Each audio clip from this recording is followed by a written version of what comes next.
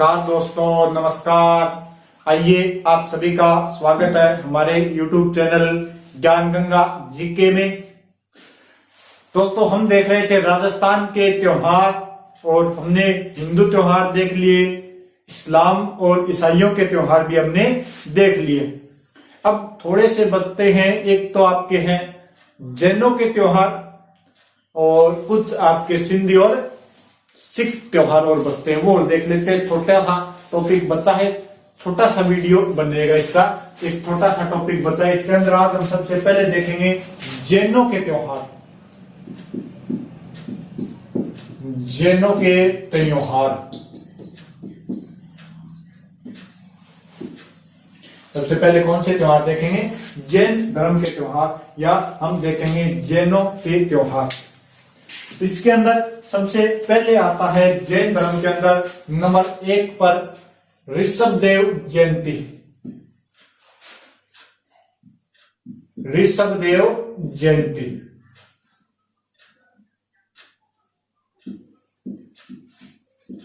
भगवान ऋषभदेव या आदिनाथ हुए थे, जो जैन धर्म के क्या है, प्रथम तीर्थंकर है। ऋषभदेव जयंती या आदिनाथ जयंती भी बोल सकते हो इसे आप, और यह इसे ऋषभ जयंती भी कहा जाता है। और ये जो मनाई जाती है, ये आती है आपके चैत्र कृष्ण नवमी को। चैत्र कृष्ण नवमी,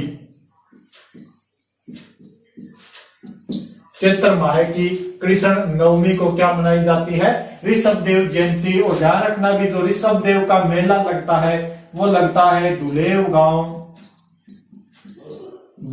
गांव उदयपुर के अंदर। इनका क्या लगता है? मेला लगता है। और ऋषभदेव जी को कहा जाता है दुलेव का धनी। दुलेव का धनी, धनी का मतलब क्या होता है? मालिक। यानी जो दुलेव गांव है उसके मालिक कौन है? ऋषभदेव जी। तो इन्हें दुलेव का धनी कहा जाता है। और इनका मेला दुलेव गांव उदयपुर के अंदर लगेगा। कब? चैत्र कृष्ण नवमी को। और ये जैनों का त्योहार है भाई, एक पहला त्योहार मान सकते हो आप चैत्र कृष्ण नवमी को। दूसरा जो त्योहार है वो है आपके महावीर जयंती। भगवान महावीर हुए, ये ऋषभदेव पहले तीर्थंकर है और भगवान महावीर आपके अंतिम तीर्थंकर है। तो महावीर जयंती, और भगवान महावीर की जो जयंती है वो आएगी आपके चैत्र शुक्ल त्रयोदशी को।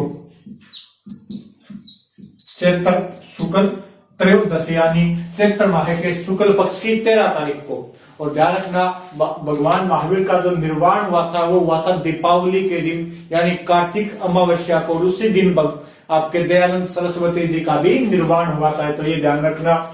इसके बाद अगला जो त्योहार आता है वो आता है नंबर 3 पर 10 लक्षण पर्व। 10 लक्षण पर्व, और जो 10 लक्षण पर्व है ये साल में 3 बार आते हैं भाई। वर्ष में कितनी बार आएंगे? 3 बार। कब कब आएंगे? पहला जो आता है वो आएगा आपके चैत्र माह में। चैत्र माह के शुक्ल पक्ष में पंचमी से, चैत्र माह में शुक्ल पक्ष में पंचमी से चतुर्दशी तक। पंचमी से चतुर्दशी तक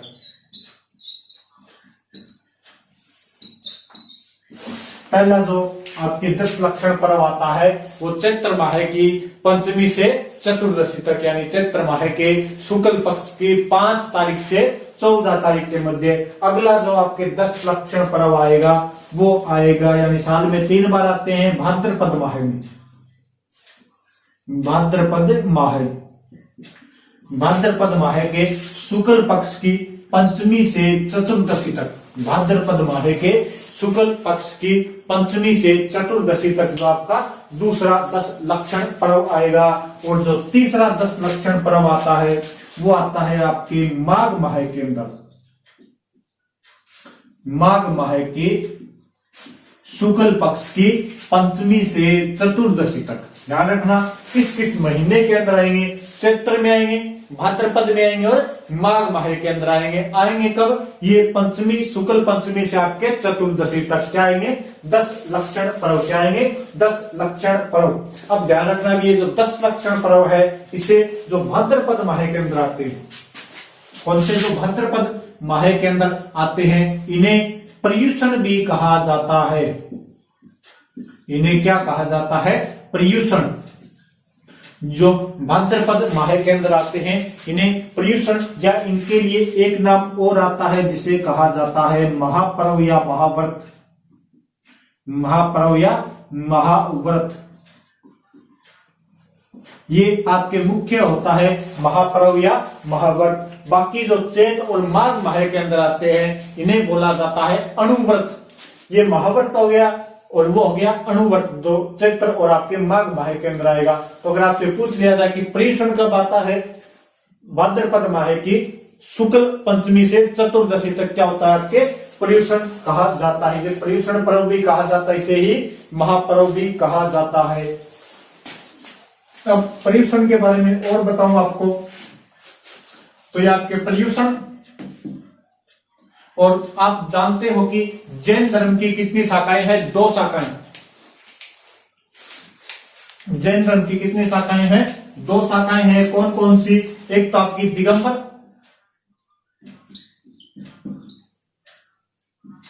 एक तो दिगंबर जैन होगी, एक है श्वेतांबर। एक तो दिगंबर जैन हो गए और एक है श्वेतांबर जैन। अब पर्युषण पर्व ये दोनों अलग अलग मनाते हैं।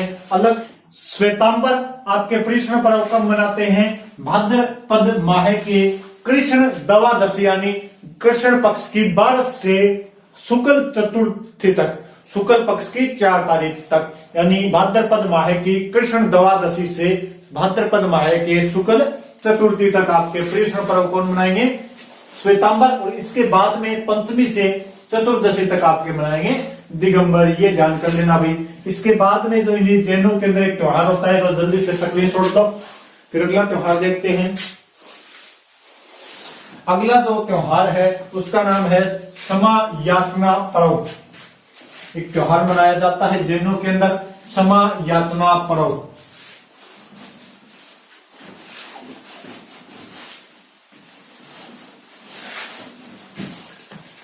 अगला त्योहार कौन सा है, क्षमा याचना पर्व।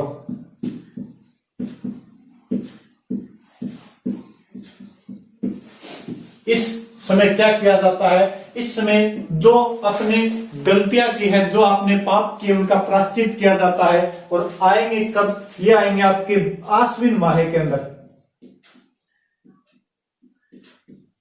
आश्विन कृष्ण एकम। आश्विन कृष्ण एकम को क्या मनाया जाता है, क्षमा याचना पर्व, या इसे एक नाम और बोला जाता है जिसका नाम है पड़वा डोक। पड़वा डोक, पड़वा डोक के नाम से भी इसे जाना जाता है। लेकिन ध्यान रखना, ये जो पड़वा डोक है ये कौन मनाता है, ये दिगंबर जैन मनाते हैं। ये कौन मनाएगा, दिगंबर जैन मुख्य रूप से मनाते हैं। मुख्य रूप से कौन से जैनों का त्योहार है, ये दिगंबर जैनों का त्योहार है। कौन सा, क्षमा याचना पर्व। कब आएगा, आश्विन माह के कृष्ण पक्ष की 1 तारीख को, आश्विन माह के कृष्ण पक्ष की 1 तारीख को। अब आते हैं एक त्योहार और हो गया, कितने नंबर हो गया, नंबर देख लेना भैया, 4। अब 5वां। अब अगला त्योहार आता है आपके भाद्रपद शुक्ल पंचमी। भाद्रपद शुक्ल पंचमी अलग है भाई, वहां पर था भाद्रपद शुक्ल पंचमी, वो अलग है, ये अलग है। और ये होता है क्षमा याचना पर्व। क्षमा याचना पर्व, और ये क्षमा याचना पर्व होता है श्वेतांबरों का। दिगंबर क्षमा याचना पर्व कब मनाएंगे, आश्विन कृष्ण एकम को। और श्वेतांबर क्षमा याचना पर्व कब मनाएंगे, भाद्रपद शुक्ल पंचमी को अपना ये क्षमा याचना पर्व मनाते हैं, या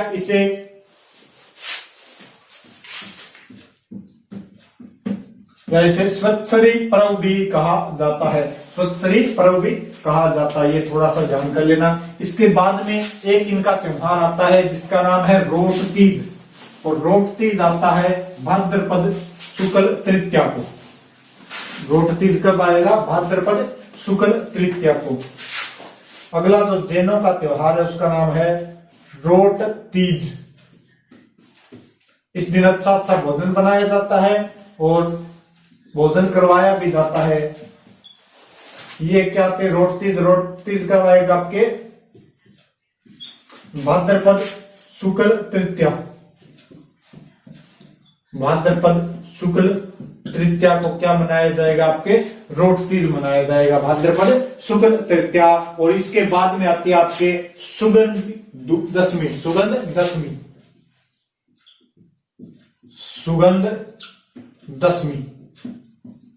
और जो सुगंध दशमी है इसे ही कहा जाता है, सुगंध किसमें होगी? धूप में, या किससे करेंगे? धूप से, तो धूप दशमी भी इसको कहा जाता है। और जो ये धूप दशमी या सुगंध दशमी है ये कब मनाई जाएगी? ये मनाई जाएगी भाद्रपद माह के अंदर ही, भाद्रपद शुक्ल दशमी को। भाद्रपद शुक्ल दशमी को क्या मनाई जाएगी? आपके सुगंध दशमी या धूप दशमी के रूप में मनाया जाता है। तो ये हो गया आपके जैनों के त्योहार। अब आगे आपके आया है सिंधियों के त्योहार, और सिंधियों के त्योहार में जो नंबर 1 पर आता है उस त्योहार का नाम है चेटी चंड। उस त्योहार का नाम क्या है? चेटी चंड, या इसे बोला जाता है झूलेलाल जयंती। झूलेलाल जयंती के रूप में भी इसे मनाया जाता है। और ये जो झूलेलाल जयंती या चेटी चंड है ये कब आता है? ये आता है कि नव वर्ष के दिन चैत्र शुक्ल एकम, चैत्र शुक्ल एकम के दिन आपके झूलेलाल जयंती या चेटी चंड आता है। और जो झूलेलाल जी थे उन्हें वरुण का अवतार माना जाता है। झूलेलाल को किसका अवतार माना जाता है? भगवान वरुण का, भगवान वरुण का अवतार माना जाता है। झूलेलाल को किसका अवतार माना जाता है? भगवान वरुण का अवतार माना जाता है। नेक्स्ट जो त्योहार आता है वो आता है ए-सुचंड। नंबर 2 पर जो त्योहार आएगा वो आएगा आपके ए-सुचंड। और ए-सुचंड को क्या हुआ था? ए-सुचंड को इन्हीं झूलेलाल जी की क्या हुई थी? मृत्यु। झूलेलाल जी की क्या हुई थी? आपके मृत्यु। झूलेलाल जी की मृत्यु, या इन्हें मोक्ष की प्राप्ति हुई थी। और ये आएगा कब? ये आएगा आपके आश्विन शुक्ल एकम को। ये कब आएगा? आश्विन शुक्ल एकम को ये आपके ए-सुचंड पर्व आता है। या आप बोल सकते हैं इस दिन क्या हुआ था? झूलेलाल जी को निर्वाण या मोक्ष की प्राप्ति हुई थी। उनकी चालीहा महोत्सव बोल सकते हो, इसे आप पर्व बोल सकते हो, महोत्सव। और जो चालीहा महोत्सव आता है ये आपके कब आएगा? ये आएगा 16 जुलाई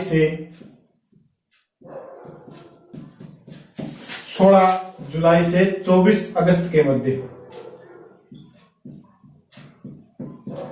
16 जुलाई से 24 अगस्त के मध्य तक क्या रखा जाता है? तक व्रत रखा जाता है, व्रत रखा जाता है। और उसे ही क्या कहा जाता है? चालीहा महोत्सव। उसे क्या कहा जाएगा? चालीहा महोत्सव। अगला जो आता है वो आता है आपके थदड़ी या बड़ी सातम। नंबर 4 पर आ गया आपके थदड़ी, या इसे बोला जाता है बड़ी सातम।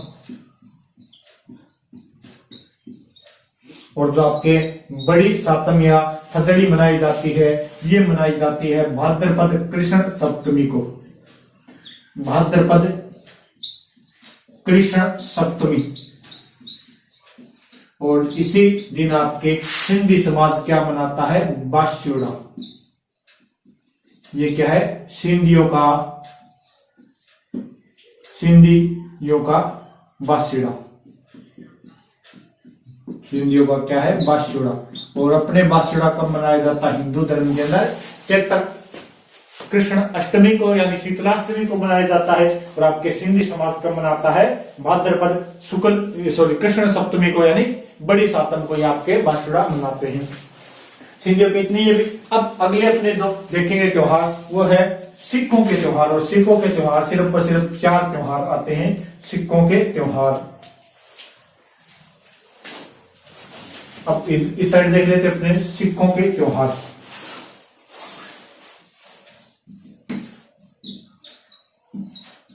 सिखों के त्योहार, इसके अंदर जो पहला ही आता है वो आता है आपके गुरु नानक जयंती। सिखों के त्योहार के अंदर पहला त्योहार कौन सा आएगा, गुरु नानक जयंती। और जो गुरु नानक जयंती होती है वो होती है आपके कार्तिक पूर्णिमा को। कब आएगी, कार्तिक पूर्णिमा।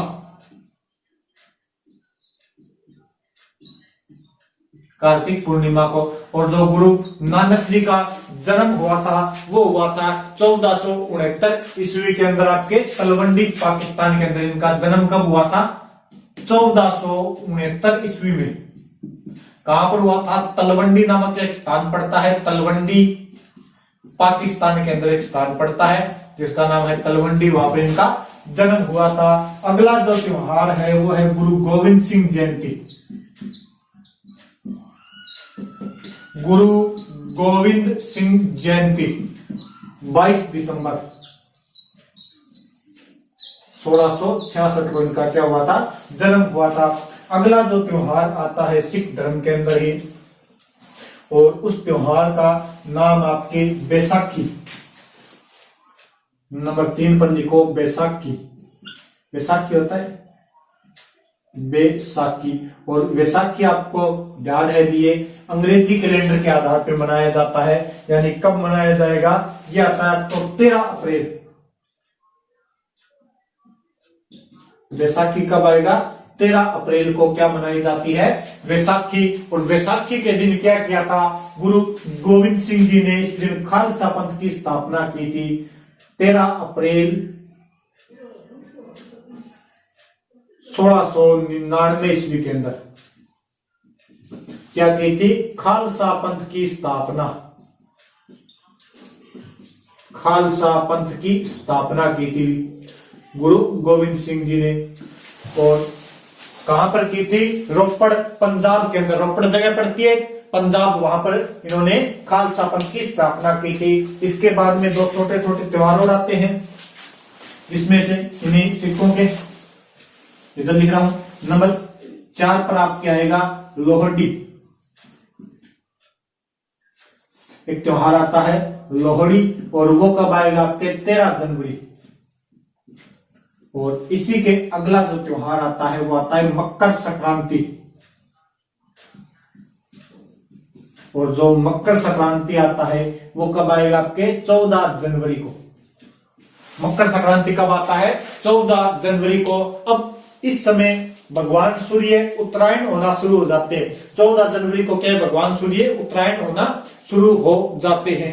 तो इस दिन क्या होता है आपके मकर संक्रांति। और ये जो त्योहार हो गए आपके सिंधियों के, सिखों के, और इससे पहले किसके करवा दिए थे, जैनों के जो त्योहार करा दिए थे। ये आपके त्योहार पूरी हो गए। तो आप इसे थोड़ा शेयर कर देना, चैनल को सब्सक्राइब कर लेना और कमेंट कर देना भाई कैसी लगी वीडियो, और थोड़ा शेयर जरूर कर देना। Okay, thank you, bye.